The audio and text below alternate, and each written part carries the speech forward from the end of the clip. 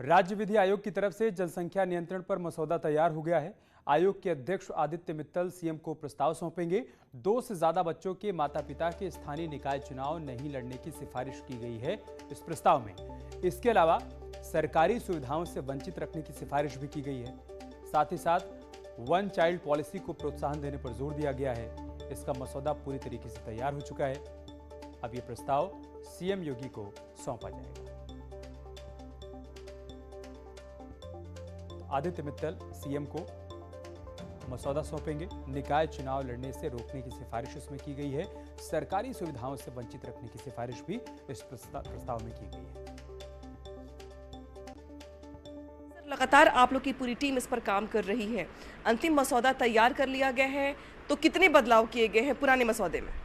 देखिए, अभी हम ये सब कुछ डिस्क्लोज नहीं करेंगे जब तक माननीय मुख्यमंत्री जी को रिपोर्ट हम नहीं सौंप देते, जब तक हम कोई बात सार्वजनिक नहीं करेंगे। सर, सबसे महत्वपूर्ण यह है कि जिस तरीके से आप लोग जब बात कर रहे थे इस पर, तो ये प्रावधान था कि 2 बच्चे जिनके हैं उनको निकाय चुनाव से वंचित रखा जाए, सुविधाओं से वंचित रखा जाए। तो क्या कुछ इससे मिलती जुलती चीज़ें हम अंतिम मसौदे में भी देखेंगे, क्योंकि इंटेंशनली तो वही है आपका? हाँ, निश्चित रूप से जिनके 2 बच्चे से अधिक हैं और जो 2 बच्चों की नीति को नहीं अपनाते हैं, उनको निकाय चुनाव और पंचायत चुनाव के इलेक्शन से लड़ने से रोके जाने का प्रस्ताव है। क्योंकि इस संबंध में लगभग 9 अन्य राज्यों ने भी अपने कानून में संशोधन करके ऐसा प्रस्ताव कर चुके हैं और माननीय सर्वोच्च न्यायालय ने भी इस प्रकार के प्रतिबंध को उचित ठहराया है।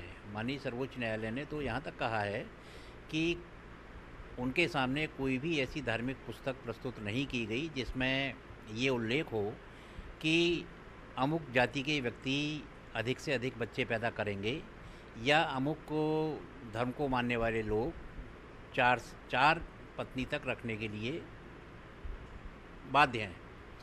ऐसा माननीय सर्वोच्च न्यायालय ने कहा है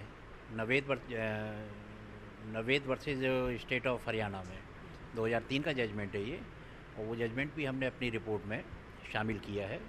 उसमें माननीय सर्वोच्च न्यायालय ने धार्मिक स्वतंत्रता और धर्म की स्वतंत्रता, आर्टिकल 21 जीने की स्वतंत्रता, क्योंकि कुछ लोगों ने ये तर्क दिया था कि भाई अगर उनको 2 बच्चे की तक सीमित रखा जाता है तो ये उनकी जीने की स्वतंत्रता में बाधक है।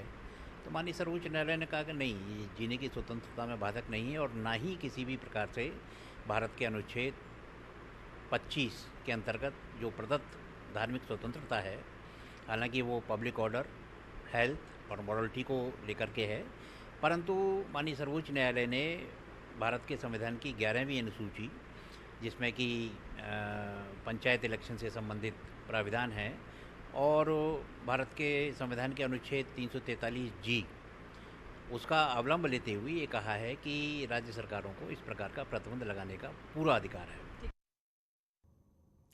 और समाजवादी पार्टी के प्रवक्ता अनुराग भदौरिया इस वक्त हमारे साथ फोन लाइन पर जुड़ चुके हैं। अनुराग भदौरिया जी, जनसंख्या नियंत्रण कानून का जो अंतिम प्रारूप होगा वो कैसा होगा ये तो साफ नहीं है, लेकिन मसौदा तैयार हो गया है। सिफारिश की गई है कि स्थानीय निकाय चुनाव लड़ने से वंचित किया जाए ऐसे लोगों को जिनके 2 से अधिक बच्चे हों, या फिर सरकारी सुविधाओं से वंचित किया जाए। आपका रिएक्शन? देखिए, मैंने तो पहले बोला था, फिर बोल रहा हूँ जी। देश के अंदर में जो और भी समस्याएं हैं उस पर सरकार ध्यान भटकाने का काम कर रही है।